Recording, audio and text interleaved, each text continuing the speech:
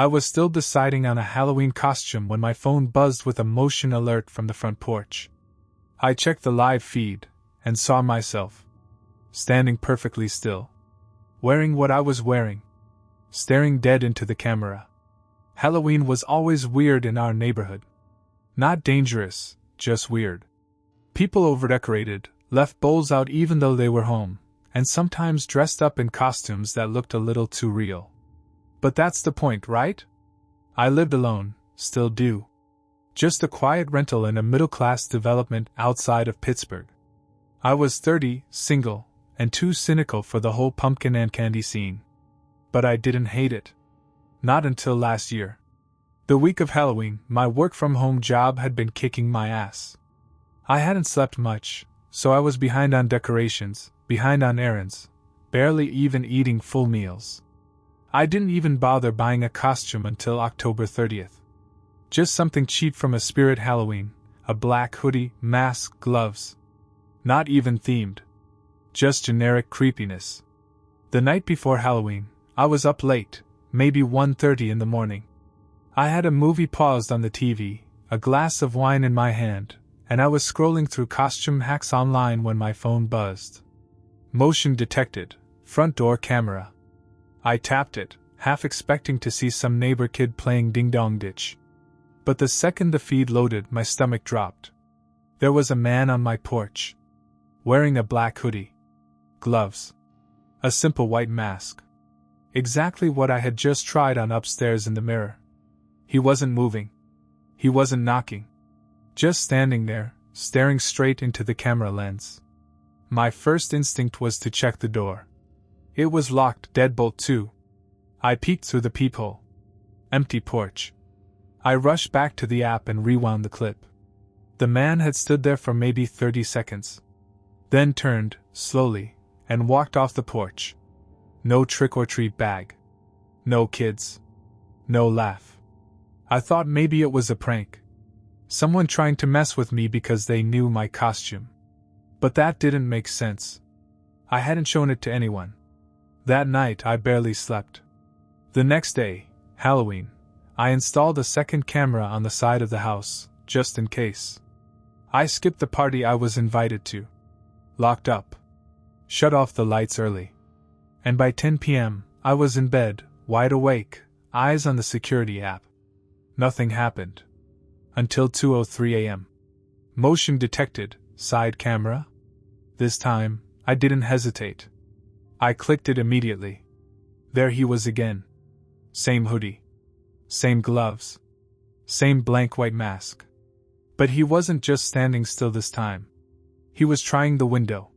Shaking it. Testing it. I got up, grabbed the nearest thing that could be a weapon, an old baseball bat, and flipped on every light in the house. I wanted him to know I was awake. Watching. He didn't run. He turned and looked straight at the camera again.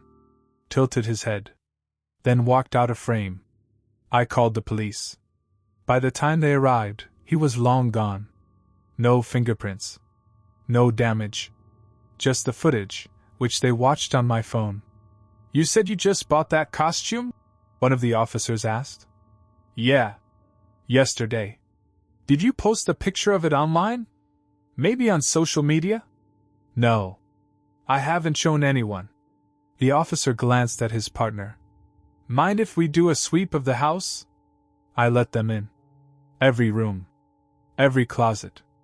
And that's when they found it. Footprints. Inside the basement. Small, damp impressions near the storage shelf. He hadn't been knocking to get in. He'd already been inside. The cops didn't want to scare me.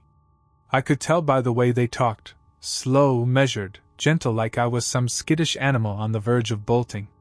But nothing they said could dull the ringing in my ears. "Footprints are old," one of them told me.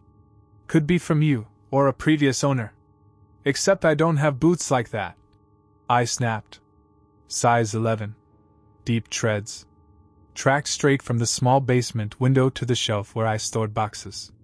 He'd been in. Inside my house. They checked everything, even pulled down the attic stairs. Nothing. No one.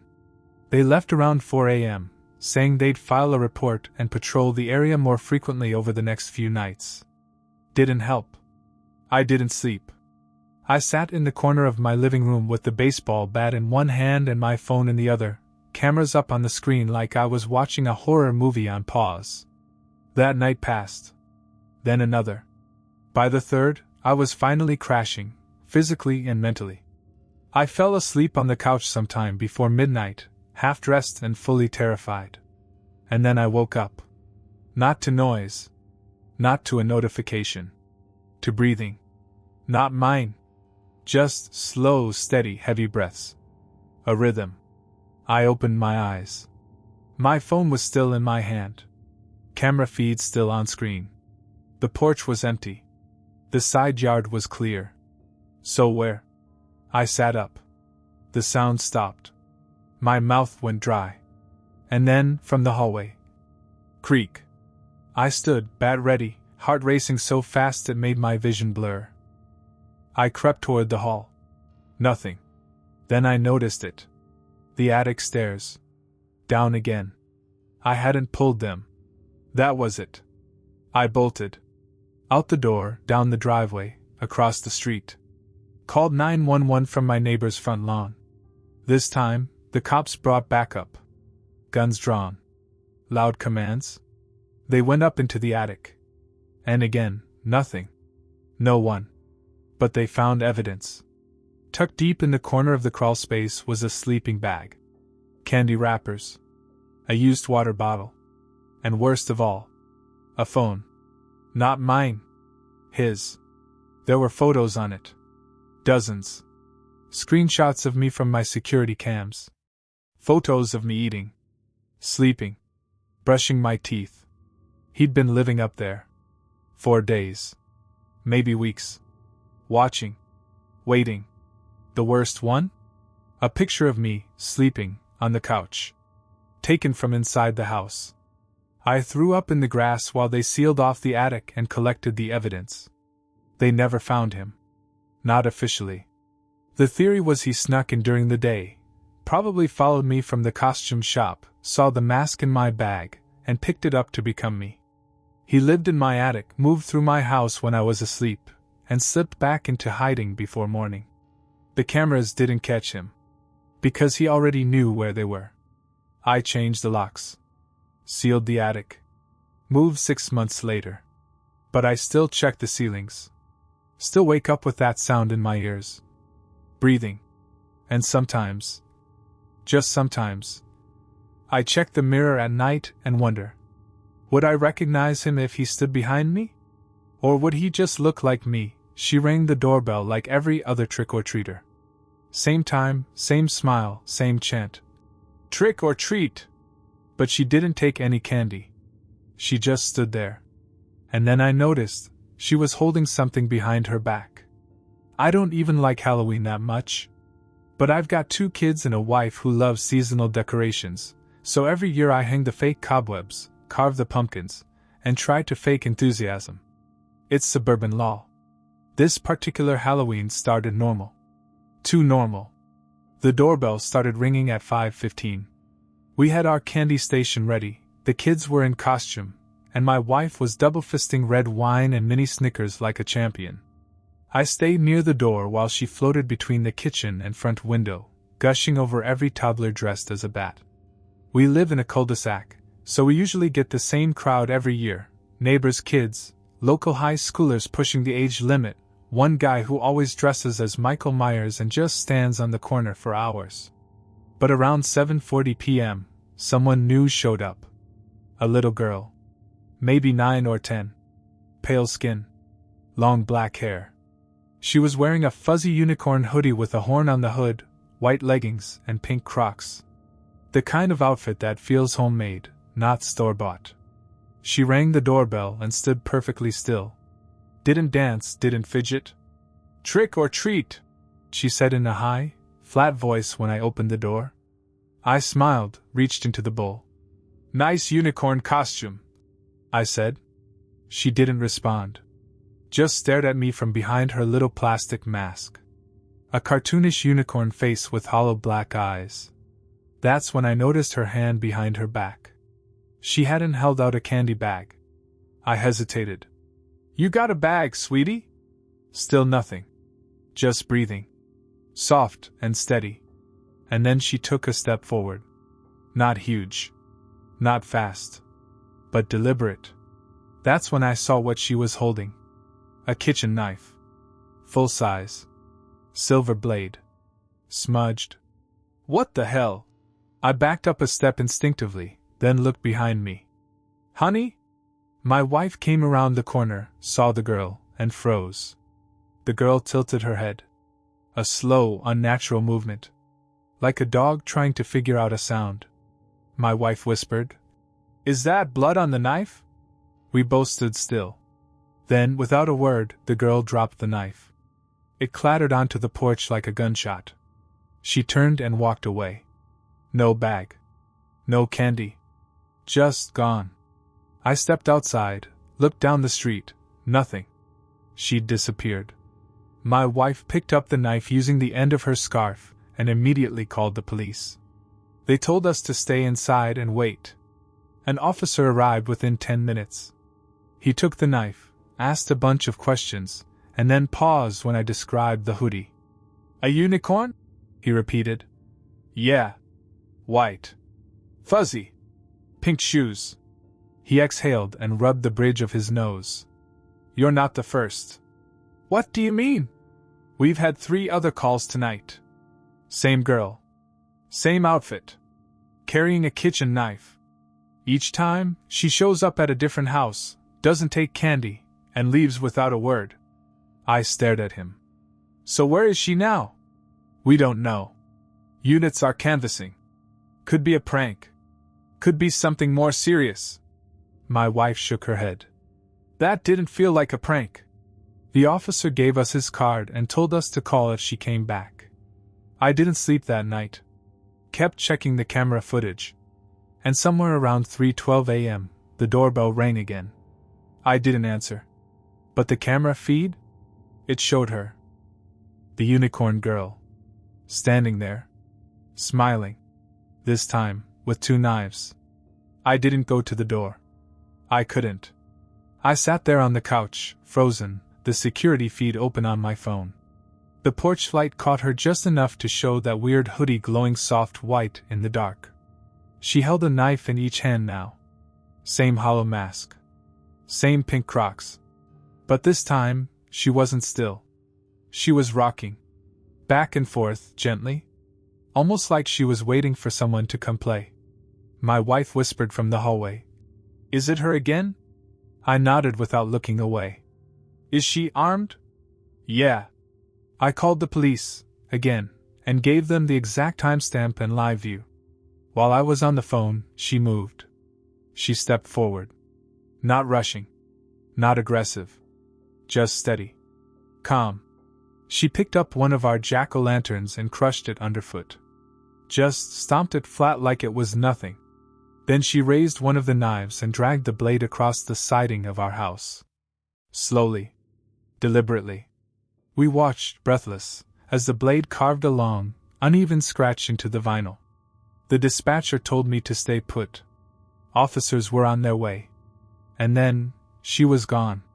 The camera caught her turning and walking back down the driveway, out of frame. When the cops arrived, she was nowhere to be found. Again. But this time, she'd left something behind. Tucked behind the smashed pumpkin was a folded piece of paper. No writing on the outside. Just a smear of something dark, brownish red. The cop picked it up with gloves and opened it slowly. Inside. A photo. Of our daughter. Taken earlier that night. Standing on the porch. In costume. Smiling. From the same angle as the security camera, but clearer. It was taken up close. The cop asked if we had any neighbors who might have taken it. Any photographers on the street. We said no. They checked the timestamp embedded in the image metadata. It was taken an hour before she first showed up. Meaning she'd already been watching. We brought our daughter into our bedroom that night and kept every light on. Every window locked. Knives out of drawers. We kept telling ourselves it was just some twisted prank. A disturbed kid. Maybe someone copying a TikTok trend. But the next morning, more calls came in. Another house. Same girl. This time, the homeowner chased her. Followed her for 3 blocks, until she ducked between 2 fences and vanished. No footprints. No trail. Later that day, we got a knock on the door. It wasn't her. It was a man, late 40s. Heavy eyes. Looked like he hadn't slept in years. He held up a photo. Of her. The unicorn girl. No mask. Real name, Samantha DeWitt. He said, "This was my daughter." Was? I asked. He nodded. She died in 2018. Car crash. Halloween night. She was walking to her friend's house in costume. Unicorn hoodie. Pink Crocs. The man, her father, had been chasing sightings of her for years. Said people kept reporting her. Not mystical. Not a ghost. Just a copy. Always a young girl. Similar build. Similar mask. Always showing up where kids were. But not taking anyone. Just watching. At first. Until last year. When one child went missing after a Halloween party in a neighboring town. And that same unicorn hoodie was found stuffed under a porch nearby, different size, new tag. Someone was remaking the look. A girl. Or maybe a group. Copying a dead child's costume. And targeting homes with kids. Our daughter didn't go trick-or-treating this year. She won't next year either. We sold the house 3 months later. But even now, sometimes around Halloween, I get a package on the porch. No return address. Just a drawing. A unicorn. And underneath it, in messy crayon letters. Trick or treat. I thought it was just a pile of garbage at the end of the alley, until it moved. I should have kept walking. Instead, I got closer, and saw fingers poking through the rip in the plastic. They were twitching. It was October 31st, 11:52 p.m., and I was walking home from my friend Nate's Halloween party. No costume. No drinks. I'd only stopped by out of guilt. Didn't even stay for an hour. Just wanted to get home. Problem was, I lived downtown. The kind of downtown that empties out after 9 p.m. Everything closed. No one around but rats, weirdos, and the occasional underpaid delivery guy. I cut through an alley to shave 5 minutes off the walk. I'd done it dozens of times. But that night? Something felt off. There was trash everywhere. The wind was strong enough to rattle lids and make shadows dance. I walked fast, head down, trying to ignore the clatter of broken bottles and rustling paper behind me. And then I saw it. At the end of the alley, by the dumpsters, was a tall garbage bag. Big, heavy-duty, contractor style. It was propped up like someone had filled it with insulation or old furniture. But it moved. Not like the wind. Not like it tipped. It shuddered. Then I saw fingers poke out through a tear near the middle. Pale. Twitching. I stopped walking. Everything in my body said leave. But curiosity always wins with me. I stepped closer, pulling out my phone. Opened the flashlight. It flicked across the bag, black plastic, shiny and torn, and settled on the fingers. They were dirty. Cracked. Nails chewed down. I whispered, "Hey, are you okay?" No answer. Just a shift inside the bag. Like someone adjusting. Then a whisper. Barely audible. "Don't, leave me." I took another step. Now I could see the tear better, jagged and about a foot long, like it had split from the inside. Something was wrapped in layers beneath it. Gray, like duct tape or cloth. "What happened?" I asked. "Are you hurt?" No response. But then, rustling. Behind me. I spun around. Empty alley. Just trash and wind. When I turned back, the fingers were gone. I stepped closer. Bent down. The bag was open now, slightly. No fingers. No movement. I used my phone to pull the plastic back just a little. What I saw inside made my stomach lurch. There was no body. Just a face. Human. Mask-like. Not a mask. A real face. Dried and stretched flat across what looked like a mannequin head. I staggered backward, almost dropped my phone. And then it moved. The entire bag shifted upright, like someone inside had just stood up. I ran. Didn't look back until I was on the sidewalk under a street lamp. When I finally turned, the alley was empty. The bag was gone. I made it home shaking. Locked every door. Closed every curtain. I thought I was losing my mind. But the next morning, I saw a video on the Neighborhood Watch app. Someone else had seen it too. A tall garbage bag moving down the street. Alone. Dragging itself like it had legs inside. The caption said, "Whoever's pulling this Halloween prank, stop. My dog won't stop barking at the alley. There's blood in the street." That was 2 blocks from me. By evening, the post was gone. Deleted. I stayed in the next night. Not because I was scared, at least that's what I told myself. But the truth was, every time I thought about that plastic shifting in the dark, my hands started to shake. I kept replaying that whisper. "Don't leave me." It didn't feel like a prank. It didn't feel like someone messing around. It felt like something trapped. But aware. Watching. Around 11 p.m., I got another alert from the Neighborhood Watch app. New post. "There's a guy in a trash bag staring at my window." I tapped it. The post was from someone 4 blocks away. Picture attached. Blurry. But unmistakable. Black plastic bag. Human-sized. Slumped just outside a chain-link fence. Only this time, it was open wider. And something inside looked back at the camera. Pale. Wet. Wrong. The caption just read, "It doesn't move when I call out." But it was closer to the door 15 minutes ago. The post was gone within the hour. I didn't sleep. I kept thinking about the bag. The fingers. The face. I kept picturing it dragging itself from alley to alley like some urban cancer nobody noticed. Around 3 a.m. I heard it. Rustling. From the side of the house. I live in a row home, tight alley between my place and the next. The sound was unmistakable, plastic scraping concrete. Slow. Deliberate. I killed the lights and crept toward the window. Moved the curtain an inch. There it was. At the edge of the alley. Upright. Motionless. A garbage bag. Contractor grade. Tall. Split down the middle. And something inside was breathing. Not loud. But visible. The bag rose and fell ever so slightly.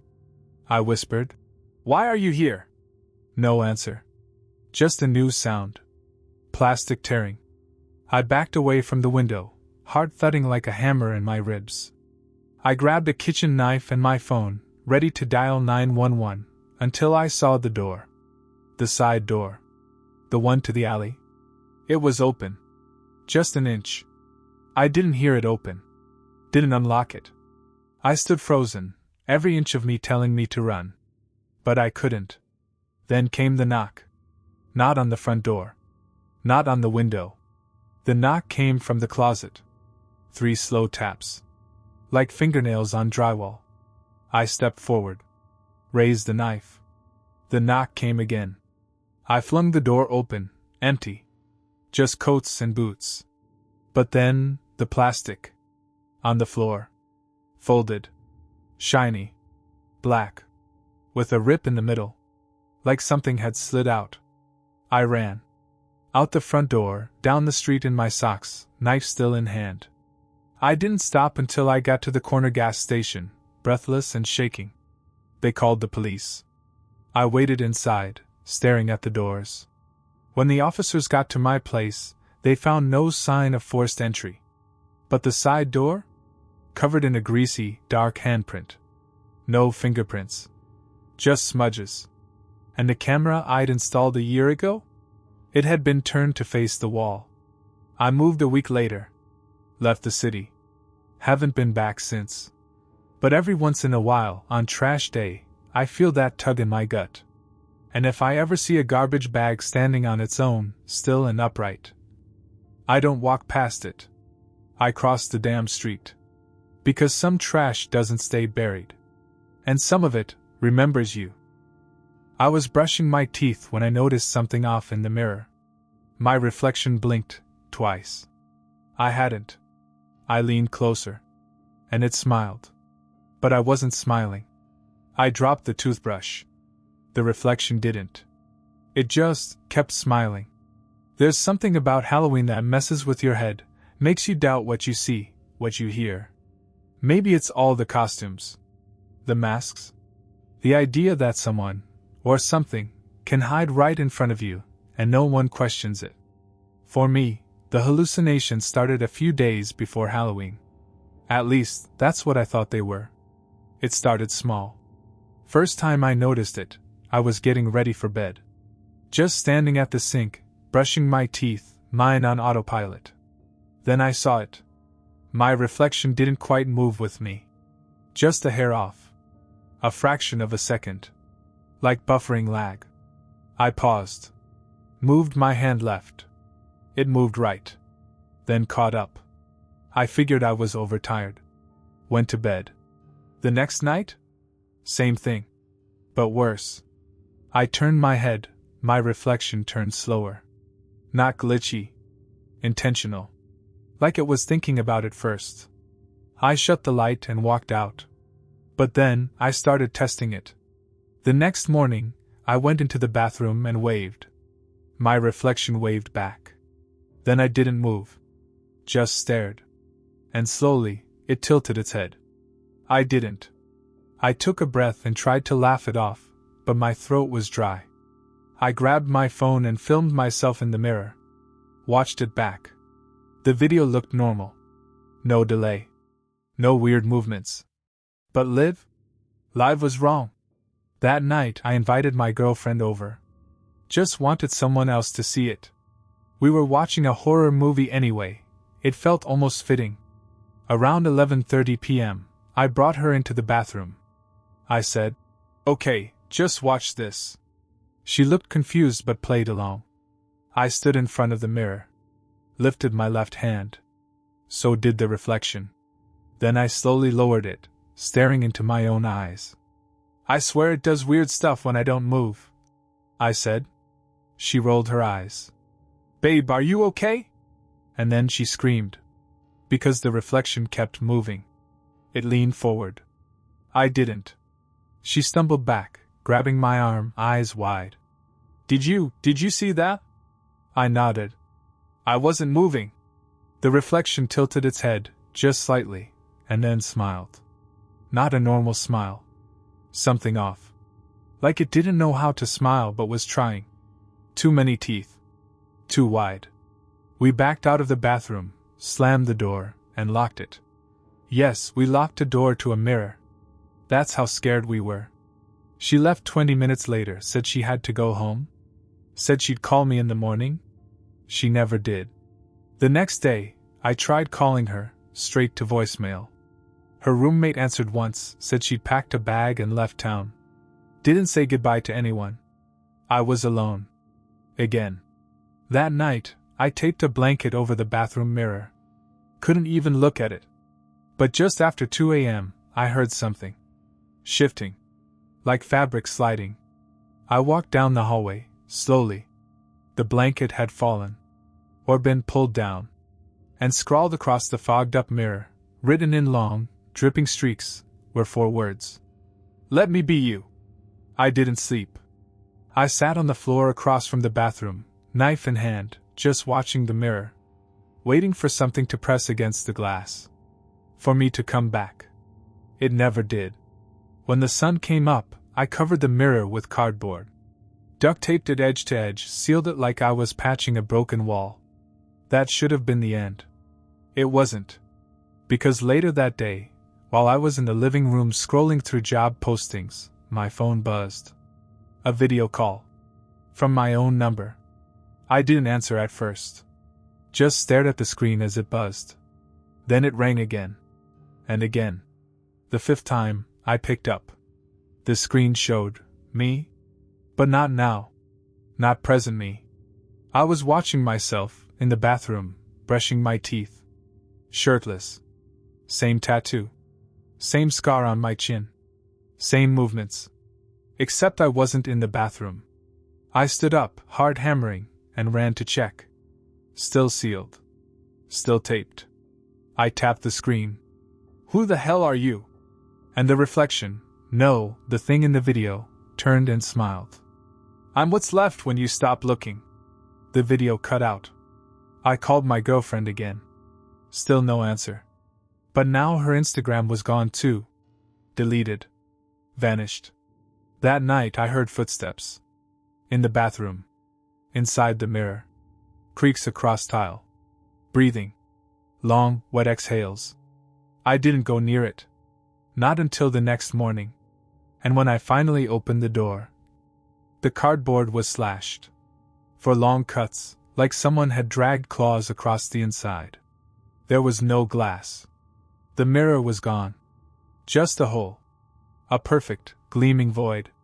A tunnel maybe, but made of polished steel. I could see lights at the far end, flickering, like candlelight.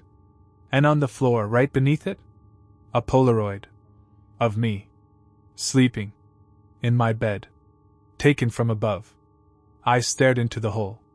I could hear whispering now, soft, hungry voices saying things that almost sounded like words. And then movement. Someone, or something, was crawling toward me. Slowly. Upside down. Their face dipped into the light. It was mine. But not tired. Not scared. It was grinning. I slammed the door, nailed it shut. Screwed boards into the frame. Covered it with furniture. Then I moved. That was 6 months ago. Now I live in a new place. No mirrors. Only one bathroom. Medicine cabinet with a steel front. No reflections. But last night, my phone screen went black. Turned into a mirror. Just for a second. And I saw myself in it. Not blinking. Just smiling. Like he's still waiting. Because maybe you can move away. Maybe you can throw out every mirror in your house. But the thing in the glass? It remembers you. And it knows you'll look again. Even for just a second. All it needs is one. He knocked like every other kid on Halloween. But when I asked what he wanted, he didn't say trick or treat. He just held up an empty pillowcase. And I swear, when I blinked, his bag was already full. I'd never celebrated Halloween alone before. Usually it was loud. Candy everywhere. Kids screaming down the street in half-broken costumes. But this year was different. I just moved into a small rental house outside of Dayton. The kind with no sidewalk, no porch light, no neighborhood charm. I didn't decorate. I didn't buy candy. I wasn't expecting anyone. But they came anyway. A few early trick-or-treaters around 6. One in a dinosaur hoodie. A toddler with vampire teeth. I gave them granola bars and apologized. They laughed, said it was fine. By 8:30, the flow had slowed. Just a few scattered groups, teens in makeup, kids with tired parents. I was about to turn off the porch light when I heard the knock. It wasn't a doorbell ring. Just knock. Knock. Knock. Soft. Too soft. I opened the door. A kid stood there, maybe 8 or 9. Plain black hoodie. Jeans. Sneakers. No mask. No face paint. No smile. He didn't say anything. Just looked up at me and slowly raised a pillowcase. It was completely empty. No candy. No decorations. No name written on it. Just beige cotton. I gave a nervous smile. No candy left, buddy. Sorry. I wasn't really ready this year. He didn't move. Didn't lower the bag. Didn't blink. Then, he tilted his head. Slightly. Like he didn't understand what I'd said. Or like I was wrong. I cleared my throat. You okay? And that's when I blinked. Just once. And his bag sagged. Full. Like it had just been loaded with candy. But I hadn't given him anything. I stared, confused. What's in the bag? He looked down at it, then back at me, and smiled. Not friendly. Knowing. He turned and walked down the driveway. I watched him go. Right before he reached the road, he vanished. Like fog. Gone. I shut the door. Locked it. Checked the windows. Freaked myself out trying to make sense of it. I figured I was tired. Maybe I imagined it. Maybe it was a trick, some kid with a twin, switching bags when I blinked. Right. But then, I went to the kitchen. And my wallet was gone. My phone? Still there. Keys? Still there. But my wallet, gone. I checked the trash. The porch. The table. Nothing. The next day, I canceled my cards, requested a new license. Then I got a call. It was my sister. Her voice shook. Where the hell is Mom's necklace? I didn't understand. Until I checked my dresser. The locked box where I kept it, my late mom's gold pendant, was open. And the necklace? Gone. I hadn't gone near it in weeks. No sign of forced entry. Just gone. Like something had taken it. I went back to the porch camera. Scrolled through the Halloween footage. There he was. The kid. Still. Silent.